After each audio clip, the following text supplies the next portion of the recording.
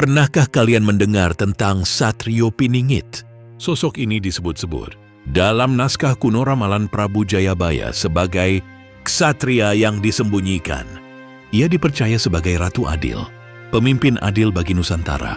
Dalam bahasa Jawa, Satrio Piningit berarti ksatria tersembunyi, pahlawan yang belum terlihat.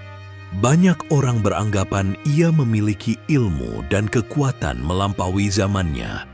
Sejarah Nusantara memang dipenuhi cerita penuh misteri, tapi kisah Satrio Piningit begitu istimewa karena dikaitkan dengan harapan dan keadilan.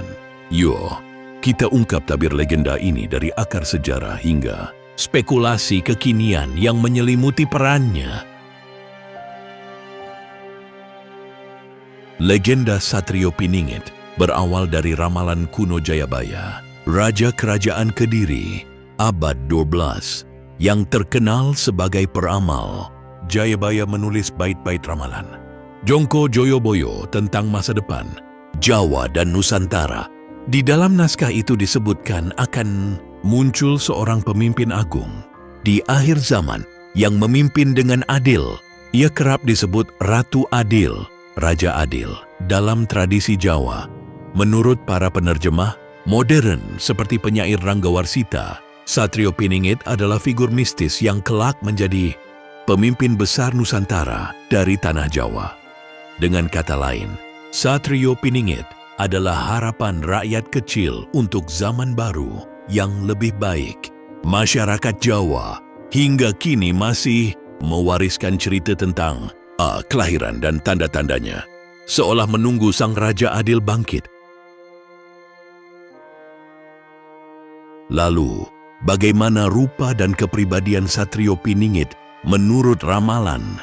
Banyak sumber menyebutkan ciri-ciri uniknya.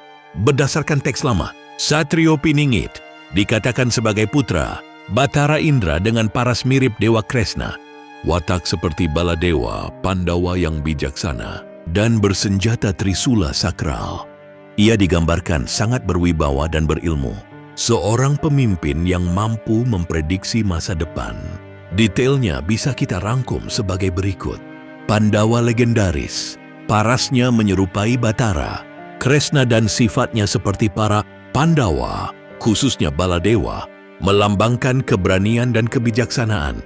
Senjata sakti, ia bersenjatakan Trisula Weda, Trisula yang syarat kekuatan spiritual, mandiri dan tangguh. Satria ini diceritakan yatim piatu, hidup mandiri, dan tidak suka meminta-minta. Ia tidak akan mengaib, meminta belas kasihan, melainkan tumbuh dari bawah, bijaksana dan welas asih. Karakternya arif, penuh welas asih. Kehadirannya dinanti oleh rakyat karena membawa harapan keadilan.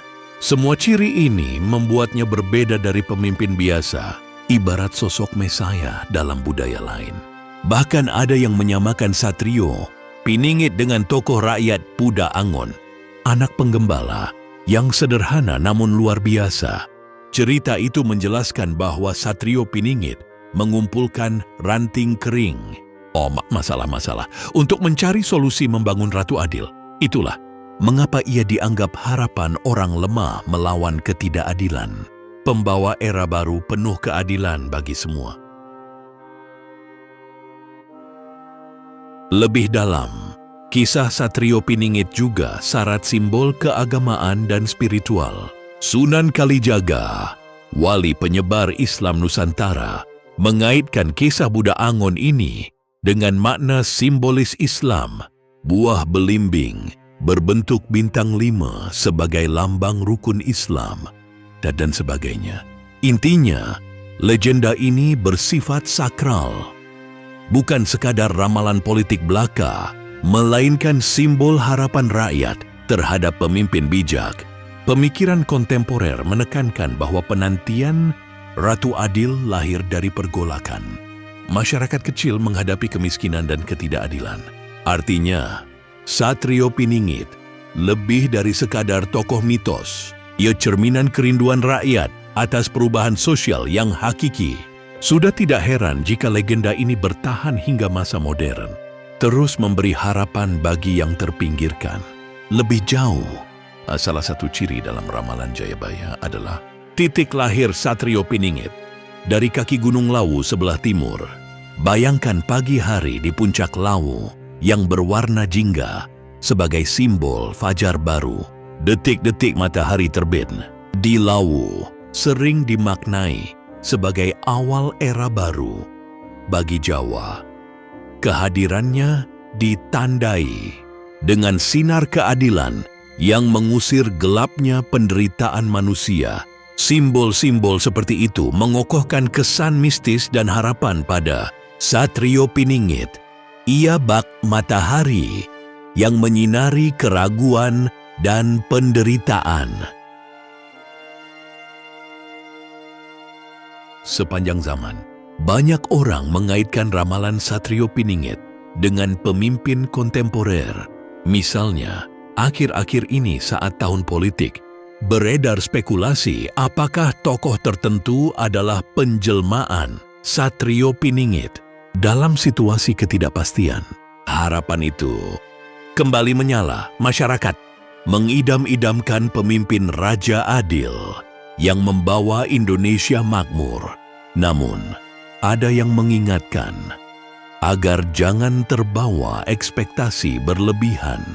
Seorang penulis opini menyampaikan bahwa beliau pernah percaya sosok Satrio Piningit muncul di panggung politik, namun justru kecewa.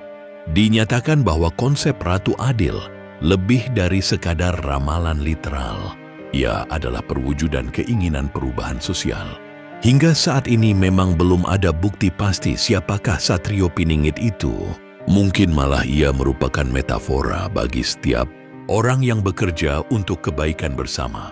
Akhirnya, misteri Satrio Piningit justru makin mengajak kita untuk merenung. Benarkah ia tokoh nyata yang akan datang? Atau simbol abadi akan harapan dan keadilan? Cerita-ceritanya memberi ruang imajinasi sekaligus makna dalam kehidupan. Yang pasti, penyebutan namanya saja mampu menggugah semangat dan emosi. Dari rakyat jelata yang berharap hingga kita yang penasaran dengan rahasia sejarah Nusantara. Jadi itulah sekilas perjalanan misteri Satrio Piningit dalam sejarah dan kepercayaan kita. Mulai dari ramalan Jayabaya, ciri-ciri legendaris, hingga spekulasi hari ini, sosok ini tetap mengundang tanya dan kegelisahan hati meski terkesan mistis. Cerita Satrio Piningit syarat pesan sosial agar kita selalu menanti pemimpin yang adil dan bijaksana untuk kemaslahatan bersama. Bagaimana menurutmu? Tulis komentar di bawah ya. Terima kasih sudah menonton. Jangan lupa tekan like jika kamu menikmati kisah ini dan subscribe agar tidak ketinggalan video selanjutnya. Kita akan terus mengupas cerita-cerita mistis dan sejarah menarik Nusantara. Sampai jumpa di petualangan selanjutnya.